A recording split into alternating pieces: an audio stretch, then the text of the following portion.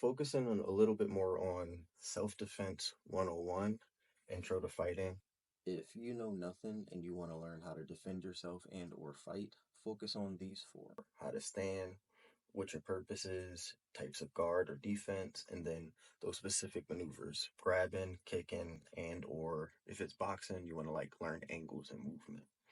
So, After welcome to phase one. We got a lot in store. Each Lesson is going to go over a specific topic. So So our first four lessons were we talked about how to stand, how to punch, how to kick, how to block kicks, and then we did different tips and tricks on everything mentioned. the So goal for today is to introduce our two new courses. One is called Self-Defense 101 and the other is called Train Like an Athlete.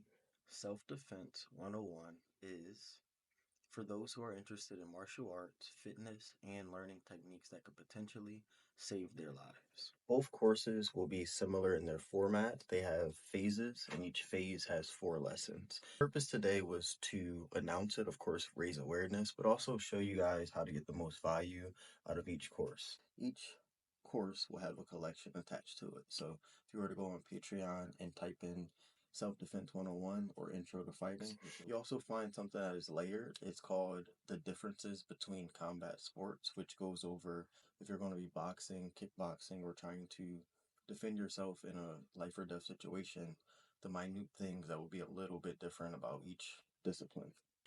They're broken down a little bit further. Roundhouse kicks gets broken down into Muay Thai 101, or how to stand gets broken into how to stand like a boxer or how to stand like a kickboxer. So if you're short on time and you're just looking for what to do or how to fight, your four things you want to focus on is how to stand, what you're preparing for. So is it boxing, kickboxing?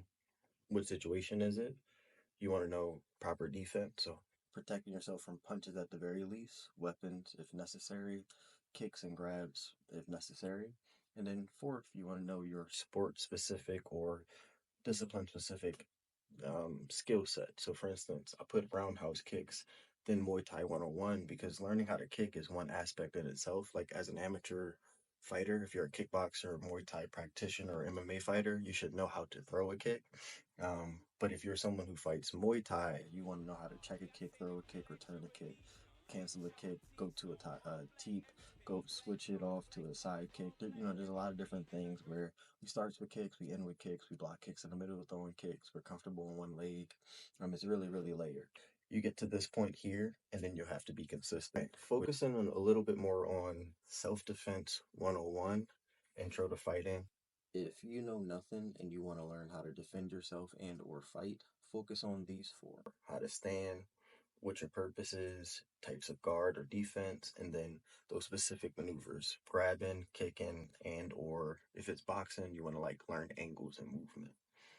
After that, you got to figure out how can I consistently work on this.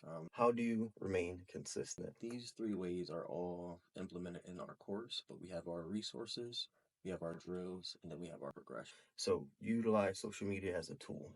Review the videos, listen to the voiceovers, and try to compare yourself, your technique, with the technique of someone you think knows exactly what they're doing. Second, we have our drills. So an example of a drill would be we learn straight punches. We learn our